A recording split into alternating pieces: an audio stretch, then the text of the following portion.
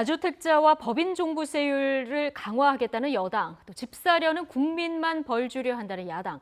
정부의 부동산 추가 대책이 예고되는 가운데 논란이 끊이지 않고 있습니다.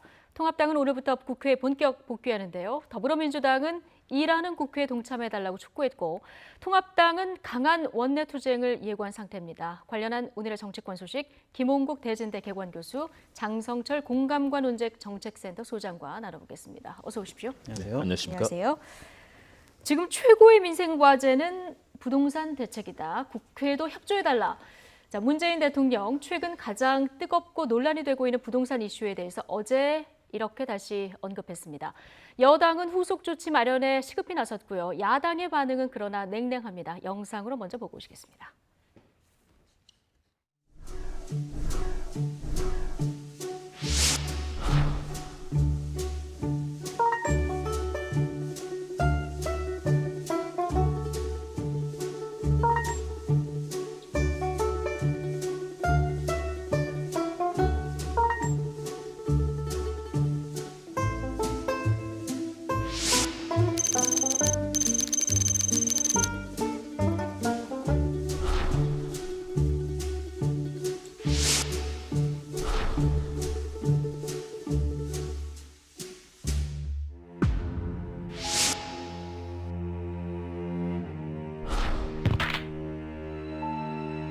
지금 최고의 민생 과제는 부동산 대책입니다. 추가 대책까지 포함하여 국회에서 신속히 입법으로 뒷받침해 주어야 다주택자와 법인에 대한 종부세율을 강화하겠습니다.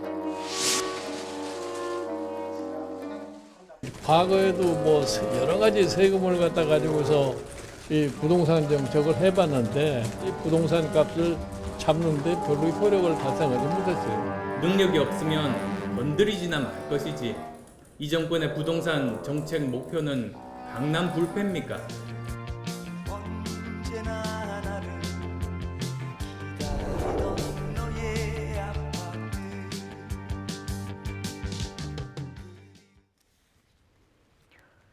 네, 지금 영상으로 보고 오셨는데요. 이해찬 대표가 최근에 사과를 하기도 했고요. 또 대통령도 어제 최고의 민생 과제로 꼽기도 했는데 문재인 대통령 사실 지난 국민과의 대화에서 부동산만큼은 자신 있다 이런 얘기를 하지 않았습니까? 자, 그런데 지금 시장 상황은 조금 더 엄중하게 보고 있는 것 같습니다. 그렇죠. 과거 2019년 작년 11월에 했던 국민과의 대화에서 입장하고 많이 달라졌죠. 자신 있다라는 입장에서 지금은 최대 민생 과제다라고 얘기하고 있습니다. 그만큼 상황이 엄중하고 특히 문재인 정부 들어서 약속했던 국민에 대한 그런 부동산 관련해서 약속을 지금 제대로 지키지 못한 거죠. 저는 그 부분에 있어서는 당연히 대통령 엄중한 인식이 있어야 되고 정부 당국자 또 집권 여당의 이런 당국자들이 당연히 여기에 대해서 책임 있는 발언을 내놓고 지금의 정책이 왜 성공하지 못했는가. 저는 김현미 장관이 얘기했던 것처럼 종합적으로 작동하고 있지만 그것이 과연 성공적으로 작동하고 있는가. 분명히 성공적으로 못하고 있는 거거든요. 그런 부동산 물론 과거 노무현 정부, 이명박 정부, 박근혜 정부 어느 정부도 성공하지 못했습니다. 예. 그러나 이 정부 들어와서 그런 기대를 가졌던 국민들이 성공하지 못하고 특히 그 언어가 영끌이 영혼까지 끌어온다. 과거 우리가 이생망, 이번 생은 망했다라는 얘기를 했던 그런 안타까운 신조어가 있었는데 이런 조어들이 이제 부동산에 들어왔습니다. 그만큼 저는 왜 정상적으로 이 의도한 만큼 작동하지 않았는가. 20대 국회 문제도 있습니다. 왜냐하면 20대 국회 때 작년에 11월에 대책이 나오지 않았습니까? 12월에. 예. 대책의 후속 입법들을 완전히 하지 않고 20대 국회가 다 자동 폐기돼 버렸어요. 이후에 나오지 않았었고 또 이번 대책 여러 가지 나왔지만 여기에 대한 노력들을 하지 않고 있는 것이거든요. 그런 측면에서 저는 입법부의 역할, 또 행정부는 정말로 여기에 대한 책임을 가져야 된다고 봅니다. 현장 상황 더 엄중하게 보고 공급 확대도 필요하고 또 수요에 대해서 여기에 맞춤형도 가야 되는 것이고요. 그리고 또 이 과세를 통해서 이런 투기적 상황들을 막아야 되는 여러 가지가 있는데 그 부분을 좀 더 이번에 시스템을 점검하고 이번 대책에 대해서 제대로 가야 된다. 그리고 현재까지 성공하지 못한 부분에 대해서는 분명하게 책임감을 가지고 국민들께 사과해야 되는 그런 측면도 있고요. 지금은 정말 대통령 얘기대로 엄중한 상황입니다. 예. 여당에서도 지금 후속 입법 처리에 속도를 내고 있는데 문제는 지금 시장의 불신인 것 같습니다. YTN이 여론조사기관에 의뢰해서 여론 조사를 해봤는데 이게 대책이 사실 정확히 나온 것도 아닌데 6.17 대책 후속 조치 효과가 없을 거라는 응답이 대책이 안 나왔는데도 더 높거든요. 효과가 없을 것이다가 49.1, 효과가 있을 것이다가 36.8이에요. 저 참 큰일입니다. 예. 정부의 정책에 대한 약속을 국민들이 불신하고 믿지를 못하고 있는 거죠. 집값은 앞으로 계속 더 오를 것이다. 그런 확신을 갖고 있기 때문에 저러한 여론조사 수치가 나온 거라고 생각을 합니다. 강남 불패 현상, 예. 노영민 비서실장이 가장 먼저 그거를 몸소 보여줬어요. 솔선수범해서 강남 집을 팔지 않고 청주 집을 팔겠다. 이 사인이 국민들에게 주는 분노와 상징성은 대단히 크다고 생각이 듭니다. 행복한 거는요, 결혼해서 전세 살다가 좀 돈 모아서 집 사고 대출 받아 집 사고 그래서 좀 더 넓은 평수로 이사 가고 좀 학군이 좋은 데로 이사 가고 이런 것들이 우리 서민들의 꿈이었는데 이제는 이번 생에서는 집을 살 수 있는 기회조차 없어졌다. 그런 예. 좌절감을 준 것이 이 정부의 정책의 실패에 가장 극단적인 모습을 보여준 것이다라고 저는 말씀드리고 싶습니다. 예, 지금 정부가 일단 부동산을 잡겠다. 지금 여당도 마찬가지고요. 그러면서 다주택자에게는 세금을 강화하고 실수요자 보호를 하겠다. 자, 이 취지는 좋고 목적도 좋은데 지금 방법론에서 너무 하나씩 이렇게 나오다 보니까 이게 제대로 먹히지 않느냐 이런 얘기도 있어요. 어떻게 보십니까? 그동안에 여러 가지 종합적인 대책이 나왔는데요. 이 부분들을 제대로 포괄하지 못했고 또 시장의 반응들에 정부의 시그널, 정부에서 보내는 신호가 신뢰를 주지 못하고 있는 것이거든요. 저는 현재 나오고 있는 대책들은 상당히 중요하게 작용할 수 있는 지점이 있다고 봅니다. 왜냐하면 그동안에도 뭐 서울시 통계 나오면은 100채씩 이상 소유한 분들 많습니다. 지난 국회 때도 20대 국회 때 어땠습니까? 국회의원이 20채 이상 가진 국회의원도 예. 있었고 뭐 5채, 6채 흔했습니다. 다시 말해서 국정에 대해서 책임 있는 분들까지도 다주택을 가지고 국민들께는 다주택 안 된다고 얘기했던 것이거든요. 저는 그런 측면에서 정부에서 공급의 확대도 필요하다. 공급이 부족한 측면도 있고요. 또 더불어서 이렇게 다주택자들이 가지고 있는 그런 집들, 이렇게 다주택 있는 분들 어떻습니까? 그러면 또 추가로 그 재력을 기반으로 해서 또 새로운 공급이 이루어지면 그걸 다 사들이는 상황이거든요. 그러니까 새로 집을 사고 싶어하는 분들에게는 좌절할 수밖에 없는 상황이 됐습니다. 저는 그런 측면에서 정부가 공급의 확대도 필요하고요. 네. 최근에 뭐 군부대 시설들을 신혼부부들을 위해서 또는 젊은 층을 위해서 활용하겠다라는 그런 방침도 나왔고 예. 아마 여러 가지 지자체에서도 서울시에서도 그런 대책들이 나오고 있고 경기도에서 나오고 있습니다. 저는 이런 부분들을 종합적으로 간다면 공급의 확대 또 수요에 대해서 맞춤형으로 가야 되는 것이고 이런 것 더군다나 다주택자들이 가지고 있는 세상에 대한민국에 한 채도 없어서 다 걱정하는데 100채씩 20채, 30채를 가지고 있는 분들의 심정은 저는 어떤 것인지 모르겠습니다. 저는 그래서 이런 부분들 특히 공직자가 이런 것들 최근에 나온 거 보면은 서울시 의회에서도 의원들이 다주택 뭐 10채 가지고 있는 분들 얘기 나오지 않습니까? 최소한도 공직자들은 당연히 한 채, 두 채 다주택에서는 안 되는 것이고요. 예. 이런 부분들이 시장에 제대로 시그널로 간다면 다주택을 가는 분들이 갖고 있는 분들이 집을 내놓고 젊은 층 어려운 분들을 위해서 함께 살 수 있는 사회로 가야 된다. 그런 측면에서 저는 일단은 방향은 맞다. 대신에 이것이 정부에 대한 신뢰가 회복돼야 되고 실효성 있는 대책으로 나와야 되고 국회도 빠르게 이 부분에 대해서 보완 입법을 함으로써 작동할 수 있게 해야 된다. 그렇게 가다 보면 하나씩 해결의 접점들이 보일 텐데 지금은 성공적으로 그 일을 하지 못하고 있는 것이죠. 예. 그렇기 때문에 정부에 대한 비판, 정부는 이 부분에 대해서 성찰할 필요가 있다고 봅니다. 예. 제가 좀 한 말씀 드리고 싶은데 오늘 오전에 기획재정부 장관 주재로 이 부동산 대책 회의가 있었어요, 정부에서. 근데 거기서도 지금까지 22차례 나왔던 정책과 똑같은 그런 대책을 내놨습니다. 예. 첫 번째는요, 종부세를 더 중과세하겠다라는 것. 양도세 인상하고 임대주택 세제 감면을 폐지하겠다. 이런 식이거든요. 보유세를 계속해서 높여가겠다. 국민들이 힘들어해서 팔 때까지 보유세, 종부세를 높여가겠다. 이런 식이에요. 징벌적인 규제만으로 과연 집값을 잡을 수가 있느냐. 지난 3년 동안 징벌적인 규제만으로는 집값이 안 잡혔잖아요. 그러면은 다시 한번 정책을 전환을 해서 박근혜 이명박 정부 때는 왜 그렇게 집값이 완만하게 올랐는지 폭등하진 않았지 않습니까? 그 당시에는 최경환 기재부 장관이요. 빚을 내서라도 집을 사세요라고 할 정도였거든요. 그때 어떤 정책들을 했었는지 한번 좀 살펴보는 것도 좋을 것 같다라는 생각이 듭니다. 예. 그 측면에서 당시에 뭐 빚을 내더라도 집을 사라 그렇게 해서 결국 실패했었죠. 그렇게 했던 분들이 그 당시에 많은 비판의 목소리를 냈었고요. 오늘 종부세 강화라든가 저는 의미가 있다고 봅니다. 왜냐하면요.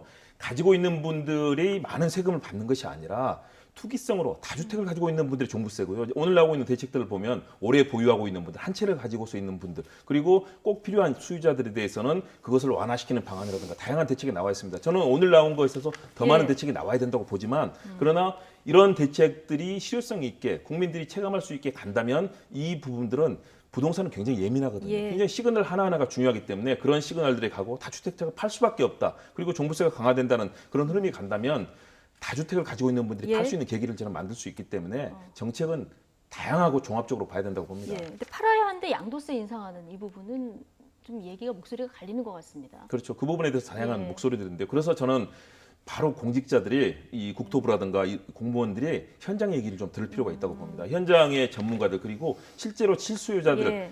고통받고 있고 정말 포기하겠다고 하는 분들이 어떤 생각을 가지고 있는지 그리고 제도의 문제점들을 파악해야 되는데 예. 사실은 좀 탁상 행정에 있는 부분들도 있거든요. 저는 예. 그 부분 현장 행정으로 좀 가야 된다고 봅니다. 현장의 목소리를 좀 들을 필요가 있다. 그래서 보완할 필요가 있다는 얘기해 네. 주셨고요. 저희가 이 부동산 대책이 제대로 가고 있는지는 잠시 뒤 부동산 전문가와 함께 또 대담하는 시간 마련했으니까 그때 조금 더 들어보시면 좋을 것 같고요. 앞서 두 분이 말씀을 해주셨지만 이 노영민 비서실장의 청주집 매각을 둘러싼 비판도 지금 상당히 나오고 있는 상황입니다. 자, 원희룡 제주지사, 정권의 실세들을 싸잡아 비판에 나섰습니다. 그리고 또 곽상도 미래통합당 의원은 문 대통령의 아들 문준용 씨를 저격했다가 오히려 자신이 김남국 의원에게 역공을 당하는 모양새인데요. 함께 듣고 오시겠습니다. 김의겸 대변인도 있었죠. 그리고 조국 부인은 문자 메시지로 강남에 건물 사는 게 목표라고 했습니다. 그리고 장하성 정책실장은 강남에 살아봐서 하는 얘기인데 강남 살 필요 없다. 그리고 조희연 교육감은 또 나가서 이제 아들들 전부 외고 졸업시킨 다음에 양반제는 양반이 폐지해야 된다 그러면서 턱 먹고 폐지했잖아요. 예. 그러니까 이런 점들이 소위 그 민주화 운동의 도덕성을 전면에 내세우면서 부동산이나 교육 제도들을 건드리고 있는데 여기에 있어서 그 도덕성을 내세우고 불을 적대시했던 것들이 자기들에 있어서는 정반대의 원리에 따라서 네. 살아가고 있다. 대구시 국회의원인데 서울 송파구의 대표적인 재건축 아파트를 소유해가지고 5년 사이에 최소한 6, 7억, 거의 뭐 많게는 10억에서 12억 정도 실거래가로 수익을 내고 있기 때문에 본인이 가지고 있는 이런 재건축으로 인한 네. 그런 어떤 이익이 이게 말이 되느냐. 그러니까 집을 파는 것까지는 좋았는데 비서실장이 강남집과 청주집 중에서 지금 강남집을 선택하면서 오히려 이게 지금 정책 방향과 다르게 가는 거 아니냐, 시장에 좀 나쁜 메시지를 주는 거 아니냐 이런 비판이 나오고 있습니다. 대통령과 우리 국토교통부 장관 얘기했잖아요. 강남 집값 잡겠다고 얘기했잖아요. 대통령 비서실장이요. 공직자들, 다주택자들, 뭐 두 채 이상 갖고 있는 사람들 다 팔라고 했어요. 본인이 얘기한 겁니다. 다른 사람들이 그렇게 하라고 안 했어요. 근데 본인부터 안 했잖아요. 그리고 강남 집값 잡겠다라는 대통령의 말씀을 어기고 강남 집을 갖고 있으면 계속 오를 것 같다. 그러니까 난 내 지역구가 있었던 청주 지역의 아파트를 팔겠다. 이런 시그널이 잘못됐다라고 국민들에게 주는 잘못된 이미지를 줄 수 있다는 것 때문에 비판을 하는 건데 예. 저는 솔직히 자유시장 경제 체제 하에서 두 채를 갖거나 다주택을 갖거나 그것은 본인의 선택의 문제라고 봐요. 예. 그것이 위법하지 않은 상황, 불법으로 그런 주택을 사지 않은 상황에선 뭐라고는 할 수는 없는데 부동산 문제, 주택 문제는 우리나라 국민들이 느끼는 감정이 상당히 중요하니 이러한 정책들을 시행한 거 아니겠습니까? 예. 그러한 것들에 대해서 우리 공직자들이 솔선수범을 보여야 됐다라는 말씀을 드리고요.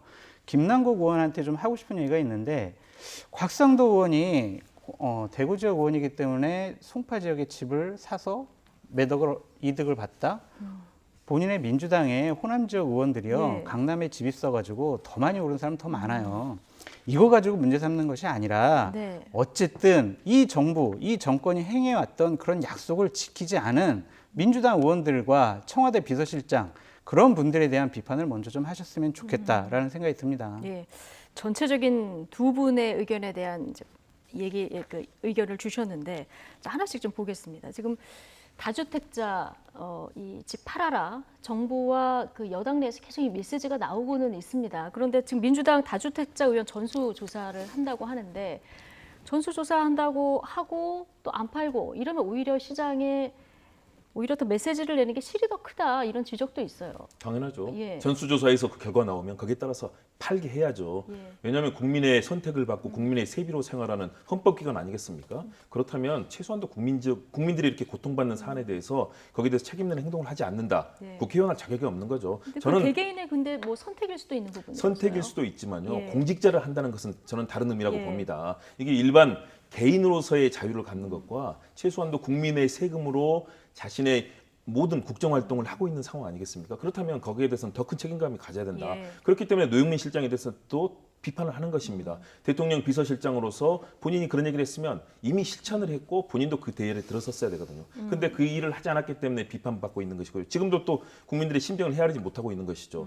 의원들, 민주당 의원들 마찬가지입니다. 저는 그 측면에서 민주당뿐만 아니라 미래통합당 또 다른 의원들도 마찬가지고요. 뭐 어제 조사 나오는데 예. 서울시의회 의원들도 도시계획이라든가 이 주거를 다루는 분들이 열채 갖고 있고 이런 상황들이 있습니다. 네. 저는 국민들과 함께하는 최소한도 공직자로서 선서를 하고 이 공무를 맡게 되는 분들, 이분들은 다주택해서는 절대 안 된다고 봅니다. 예를 들어서 부모님 문제라든가 어쩔 수 없는 2주택까지 상황은 뭐 지역구라든가 있을 수는 있다고 이해될 수 있는 상황도 있겠지만 3주택부터는 있어서는 안 된다. 예. 그런 측면에서 저는 민주당 전수조사 나오면 민주당 당연히 합당한 그런 이 조치를 해야 되고요. 그렇지 않으면 배지 내려놓아야 됩니다. 예. 국회의원을 왜 하겠습니까? 미래통합당도 마찬가지고 정의당, 뭐 다른 국민의당 저는 다 마찬가지라고 봅니다. 국민의 세비로 활동하고 국민에게 세금을 받는 사람들은 그에 마땅한 합당한 책임을 져야 된다. 예. 국민들이 지금 뭐 불인이부터 영혼까지 망쳐졌다는데 이걸 어떻게 하지 않는 국회의원이 자격이 있습니까? 예.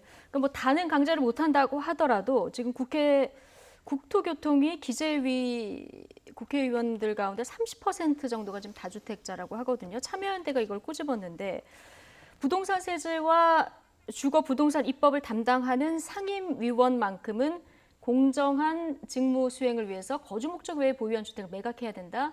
매각하지 않을 경우에는 공직자 윤리법상 이해 충돌 방지 의무에 따라서 상임위를 바꿔야 된다. 자, 이렇게 꼬집었는데 어떻게 보십니까? 참여연대 지적이 옳죠. 예. 당연히 다주택자를 갖고 있는 의원이 다주택자에게 징벌적인 효과가 있는 그러한 법안을 만들 수 있겠습니까? 그것은 당연히 이해충돌의 상충이 되기 때문에 참여연대의 말은 적절한 것 같고요.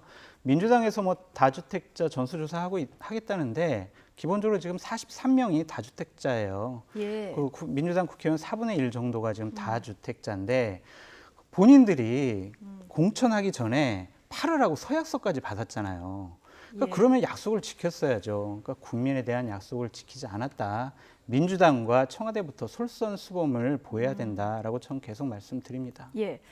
자, 앞서 나왔던 곽성도 의원의 그 발언에 대한 얘기 좀 해보겠습니다. 문준용 씨 대통령 아들을 이제 집을 팔아서 이익을 얻었다 이렇게 얘기했다. 본인이 지금 역공을 받고 있는 상황인데요. 이 상황은 어떻게 보십니까? 저는 곽상도 의원의 국정에 대한 임하는 자세가 좀 바뀌어야 된다고 봅니다.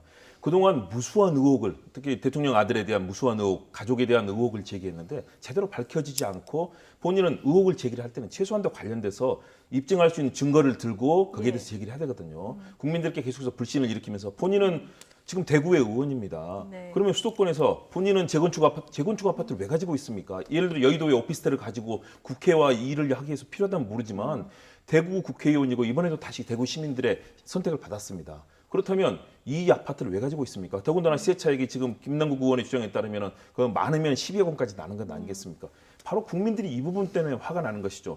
그래서 저는 곽상도 의원뿐만이 아닙니다. 다른 의원들, 국토교통이 이 자신들의 소속 위원회가 겹치지 않는 의원들이라도 저는 대한민국 국회의원이라면 300명 전원이 다 다주택이어서는 안 된다고 봅니다. 최소한도 국민들께 자신 있게 우리가 국정을 담당하는 사람으로서 국민들께 일을 하겠다라고 약속을 하고 법을 만들 때는 그 정도의 도덕성을 가져야 되지. 그런 도덕성도 없는 사람들이 왜 국회의원을 합니까? 저는 국회의원들 300명 전원 다 다주택이어서는 안 되고 지금부터 각 정당들 조사해서 이 부분 같은 경우는 다 약속을 받고 또 이것을 확인해야만 국민들의 분노는 단순하게 청와대와 여당, 야당만이 아니고요.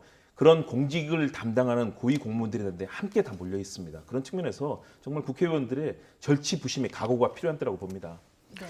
저 조금만 참 말씀드리자면 곽상도 의원이 송파구에 재건축 주택을 소유하고 있다는 것과 대통령 아들인 문준용 씨가 2014년도에 집을 사서 시세 차익을 얻었다라는 것, 저는 둘 다 뭐가 잘못됐는지 이해가 안 가요. 예. 많은 서민들이 그렇게 생각하잖아요. 집 사가지고 오르면 팔고 좀 더 좋은 집 가고, 그런 것들이 왜 자유시장 경제 체제에서 사서 비판을 지금 받아야 시간이 흘렀으면 되느냐. 올라 있는 거죠. 그렇죠. 강남 집값도 많이 올랐잖아요. 그렇기 때문에 저런 걸 갖고 일괄적으로 비판을 하는 것은 정치 공세라는 생각이 들고요.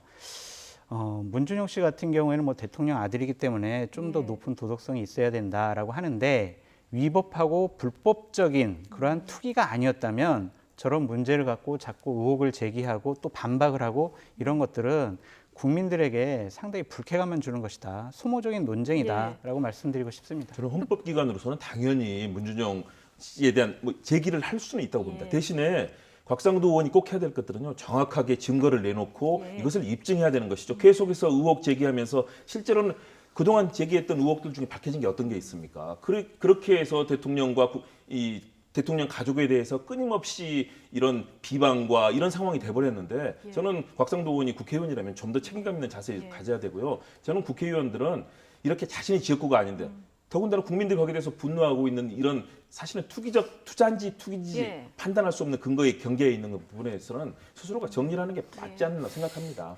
짧게요. 네, 곽상도 의원은 국회의원이에요. 국회의원은 당연히 문제가 있다고 생각하는 부분에 대해서는 의혹 제기를 할 수 있습니다. 그것을 검찰 수사를 통해서 입증을 하고 증거를 마련해야지, 곽상도 의원이 검사도 아니고 수사관도 아닌데 의혹 제기를 할 수가 있는 거죠. 당연히 국회의원이면. 의혹 제기는 국회의원이 할 수 있는 일이다라고 말씀드려요. 의혹 제기는 가능하지만 그러나 최소한 그것을 입증할 수 있는 것들을 내놓고 해야죠. 그렇기 때문에 끊임없이 정치에 대한 불신 생기고 전혀 근거 없는 의혹 제기 끊임없이 이어지고, 본인 도리어 자신이 입증을 하는 것이 아니라 계속해서 정부에 이걸 밝히라고 하는 상황으로 끊임없이 가는데, 저는 이런 부분들이 자꾸 정치 공세가 되고 정치에 대한 불신을 일으키기 때문에 그 말씀을 드리는 겁니다. 이 부동산 의혹 제기건 관련해서는 이제 뭐 내로남불이라는 얘기도 나오기 때문에 이 부분 관련해서는 말을 그냥 안 했으면 좋았을 걸, 논란만 증폭시킨 이런 상황이 된 것 같습니다.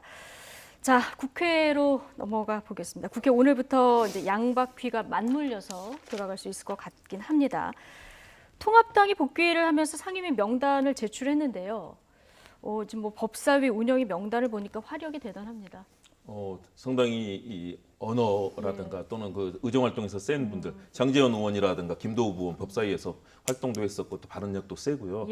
운영이라든가 법사위 중요한 곳에 이제 배치를 했습니다. 대신에 상임위원장들을 다 지금 여당이 가져갔기 때문에 보니까 간사도 상임위원장급 그 다선 의원들이 맞습니다. 원래는 상임위원장을 할 분들이, 이 야당 내 상임위원장 할 분들이 이제 간사 역할을 맡게 됐는데요. 그렇기 때문에 뭐 화력은 뭐 만만치 않을 것으로 보이는데요. 저는 21대 국회에서 해야 될 역할은 역시 뭐 이런 갈등도 있겠지만 문제 해결 능력이 정말 중요하다. 지금 미래통합당도 이번 총선 때 굉장히 어려움을 겪지 않았습니까? 그렇다면 국민들의 신뢰를 받기 위해서는 정말로 정확한 수권이 될 수 있을 정도로 더 뛰어넘는, 여당을 뛰어넘는 그런 정책을 제시하고 함으로써 여기서 압도적이어야 된다. 지금 상황처럼 자칫하면 제가 볼 때는 일단은 국회에 등원을 했는데 거의 전쟁하자는 분위기입니다. 여당도 이걸 받아들이지 않겠다. 야당 같은 경우는 싸우겠다라는 표현으로 이제 지금 등원하지 않았습니까? 저는 싸움의 주체와 목적이 결국 국민을 위해서 가야 된다. 그렇지 않고 국민과 국정을 위한 그런 목적이 아니고 존재감을 드러내거나 또는 자칫하면 정치 공세로 가는 그런 싸움이 돼서는 안 된다. 그런 측면에서 경험이 있는 이런 다선 의원들이 정말 상황을 더 통찰하고 국회가 제대로 작동하면서, 지난 국회 어땠습니까? 15,000건이 넘는 법안이 폐기되고 계속 한 달에 한 번 보이콧 장애 집회하면서 정말 20대 국회 최악이라는 그런 불명예를 안았지 않습니까? 21대 국회는 달라져야 된다. 그런 측면에서 이렇게 경험 있는 의원들이 포진하면서 상황을, 야당이 정말 잘하는구나, 우리 박수 쳐주자라는 그런 분위기로 야당이 정말 의정활동을 해줘야 되고요. 여당도 적절한 때 양보 카드, 협치 카드도 내놓고 하면서 이걸 끌고 가야만 20대 국회, 21대가 제대로 가지 않을까 생각합니다. 네. 지금 뭐 곳곳에 그런데 뭐 충돌 요인도 많이 보입니다. 상대적으로 좀 여당의 숫자는 밀리지만 일당백의 각오로 화력을 모으고 있는 통합당. 이제 그 통일부 장관 또 국정원장의 인사청문회 앞두고 있는데요. 특히 박지원 국정원장 내정자를 두고 잘못된 인사다, 시작부터 강공을 예고하고 있습니다. 오늘 아침 주호영 미래통합당 원내대표 인터뷰 내용 듣고 오시겠습니다. 박지원 후보자를 국정원장으로 내정한 것은 저는 아주 잘못됐다고 보고 있습니다. 박지원 후보자는 차라리 통일부 장관이면 모르겠으되 대한민국의 최고 정보기관으로서 북한을 상대하는 최고의 정보를 수집하는 기관으로서는 수장으로서는 안 맞다고 보는 거죠. 저는 개인적으로 예. 개념 자체를 잘못 잡았다. 박지원 내정자는 국정원장을 맡아서는 안 되는 사람이라고 보고 있죠. 사실 박지원 전 의원의 발탁, 예전에 문재인 대통령을 맹공한 적도 있었기 그렇죠. 때문에 굉장히 깜짝 발탁이다 이런 그 평가가 나왔었는데 지금 통합당이 얘기하고 있는 거는 박지원 전 의원을 발탁한 게 아니라 지금 국정원장 자리에 맞지 않다 이런 얘기를 하고 있는 겁니까? 그렇습니다. 지금 박지원 지명자 같은 경우에는 대북 불법 송금 그런 것 때문에 징역까지 살지 않았습니까? 그렇기 때문에 대북한 북한 문제를 해결하라는 국정원장으로서 과연 적절한 것이냐라는 것과 문모닝이라고 할 정도로 문재인 대통령에 대해서 상당히 강력한 비판의 발언도 많이 하셨고요. 우리가 기억에서는 사라져 있지만 되게 많은 논란이 될 만한 말들을 많이 하셨어요. 예를 들면 전두환 전 대통령에 대해서 옹호를 했다든지 5.18 문제에 대해서 지금과 다른 입장을 얘기했다라든지 이런 일들이 청문회 과정에서 상당히 드러나게 될 겁니다. 야당의 공격으로 인해서. 그래서 국민들이 박지원 지명자에 대해서 상당히 다른 판단을 할 수도 있을 것 같다. 하지만 흠집은 나고 상처는 나겠지만 낭만은 하지 않을 것 같습니다.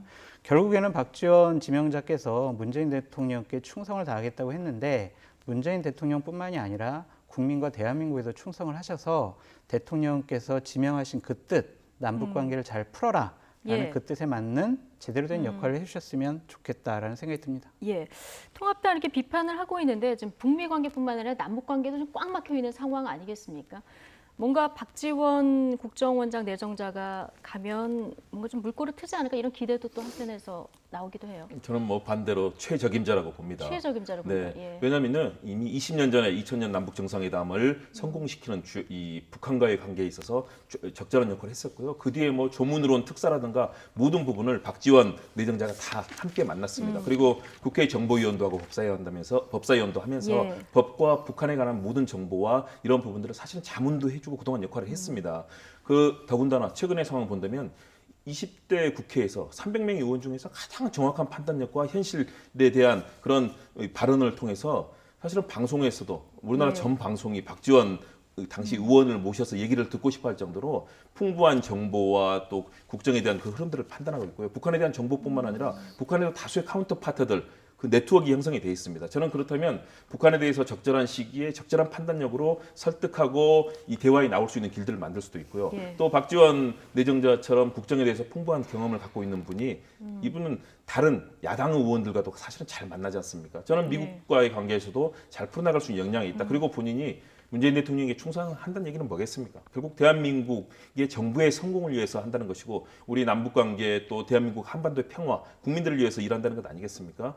그리고 다른 과거 김대중 대통령이 측근들 같은 경우 뭐 배신도 하고 변절도 하고 그랬지만 이분은 어쨌든 지금까지 보였던 정치 역정으로 봐서는 물론 좀 싫어하시는 분들도 있습니다. 그럼에도 불구하고 일관된 그런 길을 걸어왔다고 저는 봅니다. 그런 측면에서 국정원장이라는 음지에서 일하면서 국정원 개혁도 해야 되는 그런 그 통찰력이라든가 판단력 이런 부분에 있어서는 저는 박지원 내정자는 가장 최적임자다. 대신에 이런 상황을 결국 정부와 잘 협력하고 국회와 협력하면서 끌고 가야 되는 과제가 있기 때문에 이번 청문회를 잘 마치고 남북관계에 물꼬도 트고 또 남북미 관계에서도 큰 역할을 함으로써 한반도 평화의 개척자가 되는 역할을 이제 부여받았다. 잘 저는 하리라고 믿습니다.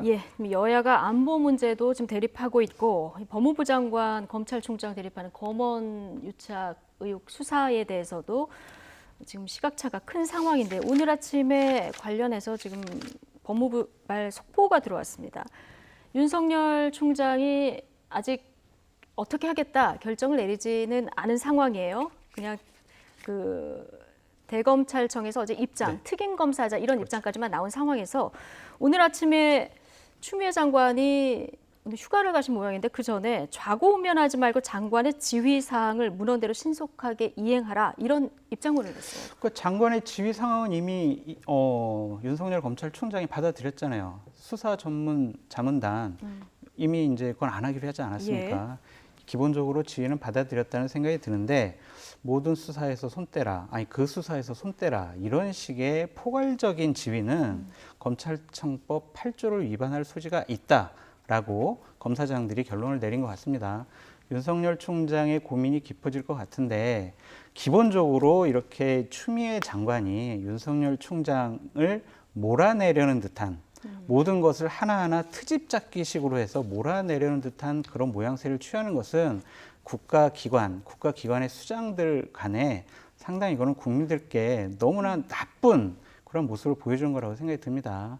장관께서 휴가를 가시면서 이런 지시사항을 이행하라고 말씀하셨는데 윤석열 검찰총장이 어떻게 대응할지 저도 궁금합니다. 예, 저 어떻게 대응할지 저도 궁금하고 아마 김홍국 교수님도 궁금하실 총장의 텐데. 대응은 이미 나왔다고 봅니다. 대응은 이미 나왔다. 그렇죠. 이미 예. 대검 입장을 통해서 장관에게 본인이 열었던 검사장 회의의 결과를 전달함으로써 이미 입장을 저는 내놓았다고 봅니다. 내놓기 전에 지금 추미애 장관이 한번 압박을 한 거군요. 그렇죠. 추미애 장관은 거기에 대해서 확실하게 쐐기를 받겠다는 건데요. 저는 검사장 회의 자체가 잘못됐다고 봅니다. 검사장 회의라면 코로나19에 대응하거나 선거에 대응하거나 전체 전국 검사들의 얘기를 듣는 자리가 돼야 되는 것인데 본인의 채찍과 관련돼서 강요와 여러 가지 혐의들이 있지 않습니까? 네. 그렇다면 당연하게 본인의 측근과 관련된 행위에 대해서는 본인은 빠져있는 게 당연한 제척 사유가 되고요. 네. 그 사안을 검사장 회의를 열어서 더군다나 검사장 회의가 정식 그런 절차도 아닙니다. 그런 상황을 놓고 지금 대립전선을 형성하는가. 저는 예. 윤석열 검찰총장에게 부여된 이 시대의 사명은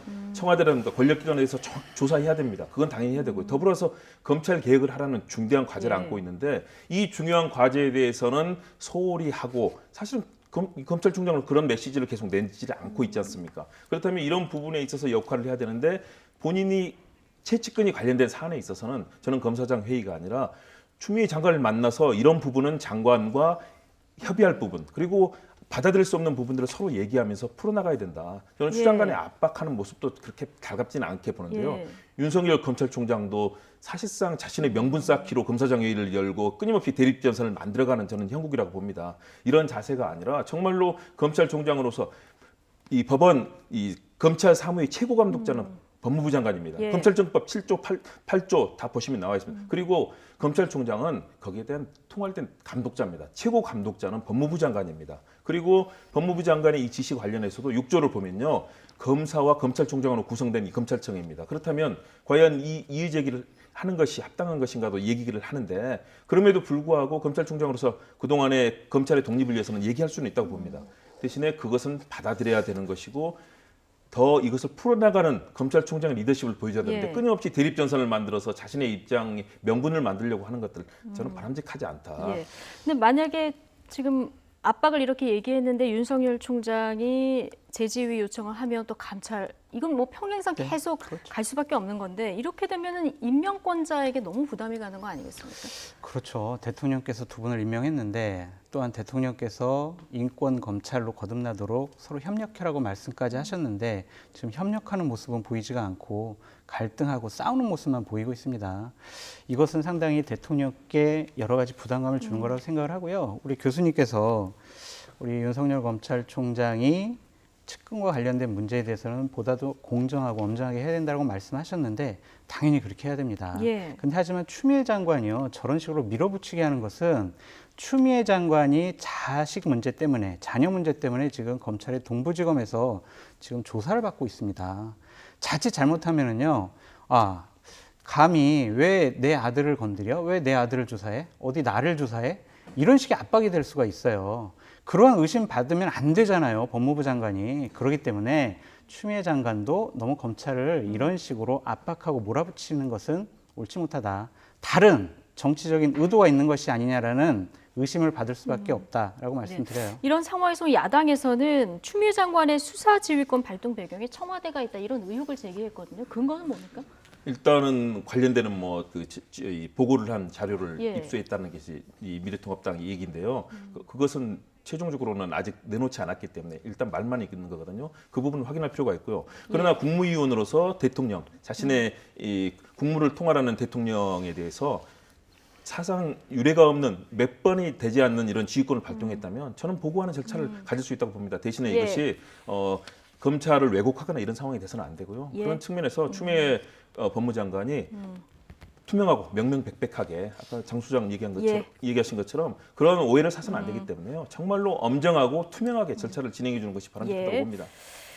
알겠습니다. 마지막으로 짧게 이 주제 다뤄볼 텐데요. 자, 어제 고 최숙현 선수의 동료들이 국회를 찾아서 추가 피해 증언에 나섰죠. 이어진 문화체육관광위 긴급 현안 질의에는 가해자로 지목된 감독과 가해 선수들이 나왔습니다. 그런데 이상하게도 피해자는 있는데 가해자는 없는 상황. 반성보다는 오히려 자신들의 행동을 완강히 부인하는 모습을 보였습니다. 잠깐 보고 오시겠습니다. 폭력 사용하셨습니까? 아닙니다. 폭력 사용한 적 없습니다. 감독님 앞에서 선수가 폭력을 당했습니다. 직접 눈으로 보셨습니까? 바로 허리를 잡고 말렸습니다. 그럼 사죄할 마음 있습니까? 사죄할 것도 그런 것도 없는 것 같습니다. 죽은 건 안타까운 건데. 후배가, 제자가 사망을 했습니다. 뭐가 그렇게 당당하세요? 어제 이 모습 어떻게 보셨습니까? 장성철 소장님. 말할 수 없는 분노. 예. 정말 이건 표현할 수 없는 분노를 느꼈습니다. 23살의 꽃다운 그러한 사람이 자살했어요. 그랬는데 다 때린 적이 없다. 책임이 없다. 사과할 생각이 없다. 이런 식으로 얘기를 했습니다. 예. 너무 무책임해 보이고요. 저는 다른 무엇보다 그 꽃다운 저 운동선수가 느꼈을 공포감, 두려움, 그것이 절망감 때문에 저는 극단적인 선택을 했다고 보여지는데 예. 결국에는요. 이거 보니까 스포츠 비리 관련해서 여태까지 97명이 징계받았는데요. 그 사람들이 계속 지금 다 그 자격을 유지하고 있어요. 예. 그러니까 나는 그러한 위법한 일을 하더라도 내가 지도자 생활을 하는데 아무 문제 없다라고 생각을 하는 겁니다. 네. 그리고 최 선수가 여러 기관에다가 많은 진정을 넣었잖아요. 근데 아무 곳에서도 해결되지 않았습니다. 이건 시스템의 문제입니다. 네. 이런 부분들을 이번 기회를 통해서 좀 제대로 구축해야 될 것 같다 예. 생각합니다. 다시는 반복돼서는 안 될 사건이다. 철저한 조사를 통해서 합당한 처벌이 있어야 된다. 오늘 문재인 대통령도 이 언급을 다시 한번 했는데 이 사안을 철저히 조사해야 될 때가 이제 문체부, 대한체육회 이런 곳인데요. 팀 닥터라는 사람에 대해서 정보가 없다. 이런 말만 어제 반복해서 이것도 또한 국민들의 마음을 좀 답답하게 한 이런 부분이었어요. 그렇죠. 이분들이 지금 국민들이 얼마나 화가 나 있고 분노하고 있는지를 알지 못하는 거죠. 최선수 사망 소식을 듣고 사실 눈물 흘리지 않은 국민이 없을 겁니다. 예. 어떻게 우리의 주변에 예쁜 딸들이 정말 평생의 모든 걸 걸고 운동하면서 했던 그 과정이 저렇게 폭행과 결국은 죽음에 이르게 되느냐. 저는 지금 이 거짓말하고 있는 분들 아마 후회할 겁니다. 왜냐하면 속속 증언들이 나오고 있고 증거들이 나오고 있는데 그게 안 나올 거라고 지금 착각하고 있는 것 같아요. 예. 저는 그런 모든 기록들이 나오게 되면 처벌을 받을 거고요.